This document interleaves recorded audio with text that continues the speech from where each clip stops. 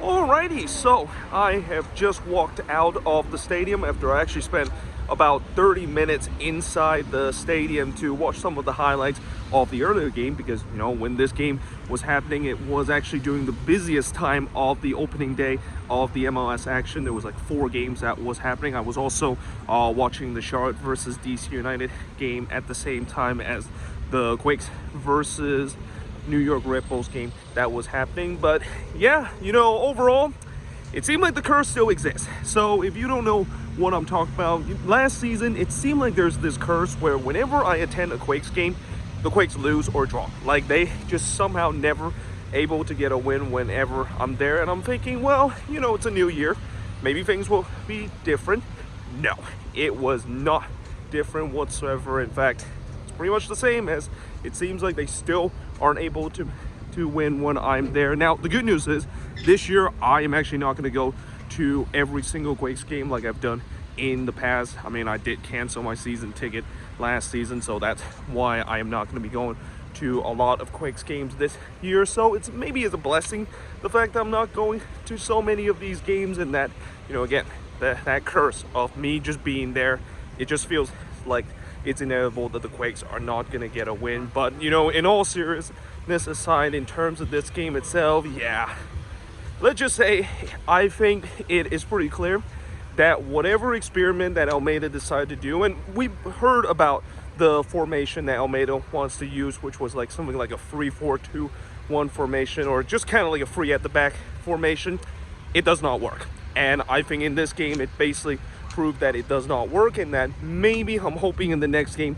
he of course will scrap it. And I know, the other thing about Almeida coming into this game is all the noise about how he wants to leave the Quakes as quick as possible, and I feel like when you look at how he was during this game, you just kind of sense that he has one door out or one step out of the door. And that, again, I just feel like the front office, they should have fired him last off season, or at least let him go last off season, because of the way that it just doesn't seem like he's interested in this job anymore. And that this could be a long off season, or no, not long off season, but a long season if he is going to continue to look like this. And that you can clearly see the players are just clearly not playing for him, especially of this crazy formation that he's basically using. But overall, in terms of the game itself, I mean, the game was okay, at least for the first 15 minutes for the Quakes. I mean, the first 15 minutes for the Quakes, I thought they played relatively well and they were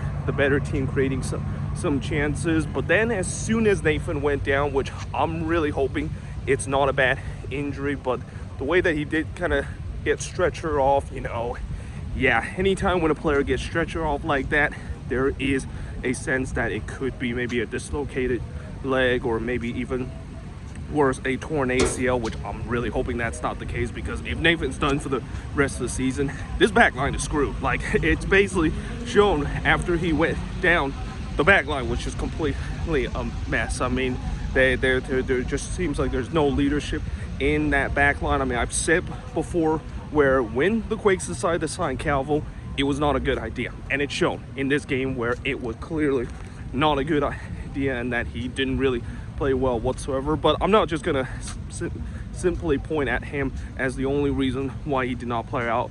Pretty much the whole defense did not play well. I didn't think NYRB played well in this game. And then we get into the midfield, where again, the midfield, it did not look good either. And I don't know if this is something to do with the formation again. I mean, I didn't think some of the new signings like Regush or Montero play very well in this game either. There was times where it was just way too easy for the Redbulls to just kind of go through our midfield throughout the entire part of the game. But yeah, overall it was just not a good performance whatsoever from the Quakes. I mean, the Quakes, to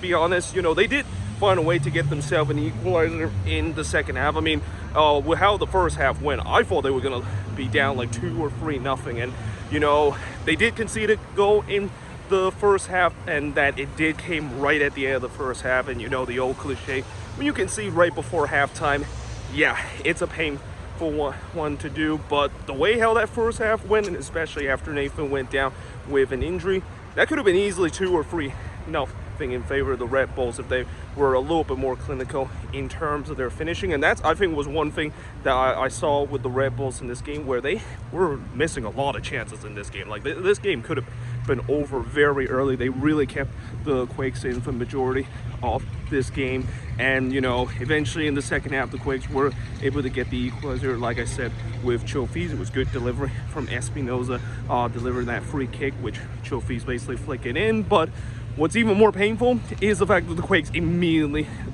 gave the Red Bulls the lead back. And you know, JT Marcinkowski, I know he is still a young goalkeeper, and that, you know, I'm not going to just say this is finally the year that he needs to, of course, stepped up, but you know, that was not a good moment for him. Like the way that, I think it was Omar Fernandez basically strike that one. I mean, he was running to the left side, almost like he was trying to shoot that one from a tight angle, and 9 out of 10 times, or even 99 out of 100 times, that one would be saved by the goalkeeper. But yeah, for JT, he's got to save that one, and that again was a killer, because you know, the Quakes had some momentum after they tied that game up, and then just like that, the Red Bulls were able to take the lead again. And despite the fact that the Quakes did try to do their usual late push to trying to get the equalizer, you know, the Red Bulls eventually get that third goal, and I think it was Tom Barlow, the one that gets that third goal. I mean, you know that you deserve to lose if Tom Barlow score it against you. I mean, I've talked about many times on this channel of how,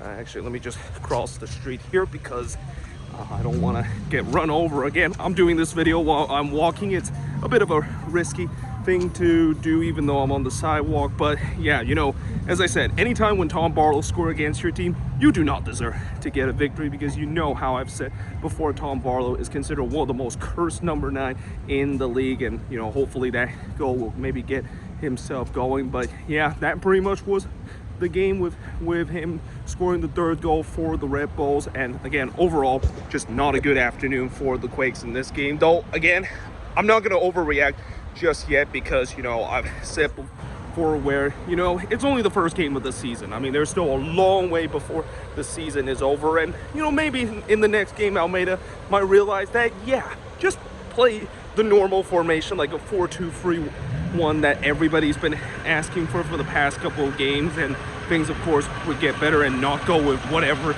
this formation and go free at the back like what we did in this one. But we'll see if that, of course, is going to happen. And you know, for the Quakes, it's not going to get any easier for them. I think the next game they have is against Columbus, and Columbus, you know, I saw them play against Vancouver earlier today, and they look very good and look like a team that is definitely trying to make it to the playoffs, or maybe even make amends of that MLS Cup hangover that they had last year. And then after that, I think it's the Union that the Quakes, of course, play. And you know, we saw how the Union and the Loons get a 1-1 draw in this game. And even though I said earlier the Union didn't look at their best, I still think that's going to be a team that I picked to win the Supporters Shield. So yeah, things are not going to get any easier. And then of course after that, it's the first Blues not derby of the season, with the Quakes taking on Minnesota at Allianz Field. And yeah, this could get ugly for the Quakes if they don't figure things out. And that, you know, there's a reason why I picked this team to finish 14th in my prediction. I mean, it's not because I'm pessimistic whatsoever, but it's because Almeida is probably going to be the biggest liability in this game. And I'm not going to just completely blame on Almeida as the reason why we lost this game, because you know, the performance itself and how the players performed, they were just clearly not good enough in this one. But it doesn't help the fact that it was pretty clear that Almeida, you know, the formation that he used, I mean, he talked about it before. I wasn't a big fan of it. I didn't think it's gonna work, and it definitely did not work in this game against the New York Red Bulls. But let me know in the comments below, what do you think of that? And again, this is just a quick recap of the game. I'll do a full review of the game as part of my review that I'm going to do later tonight. And by the way, most likely there are going to be some games that I'm not going to kind of go too in depth, especially those 3 p.m. game, and then of course the game between the Portland Timbers versus New England, which I really want to get in depth in terms of that one, because you know, that's a national televised game. But the reason why I'm not going to go in depth in terms of that, and probably that might be the one that is going to be the most bare bone review out of all the games on opening weekend, is because I just cannot able to get to watch that game. Like, you know, for whatever reason, I cannot watch Fox on my Fubo TV app. It's not working for me right now, so I'm gonna have to rely on the highlights later. And I know MLS, you know, their YouTube channel, they don't usually upload games that's going to be on national television until a day later. And you know, there's no way I'm going to wait a day later, especially tomorrow. I'm going to be going to Seattle to watch the Sounders take on Nashville SC. But either way, hope you guys enjoyed this video. If you do, make sure you leave a like, smash the subscribe button, and yeah, I of course will see you guys next time.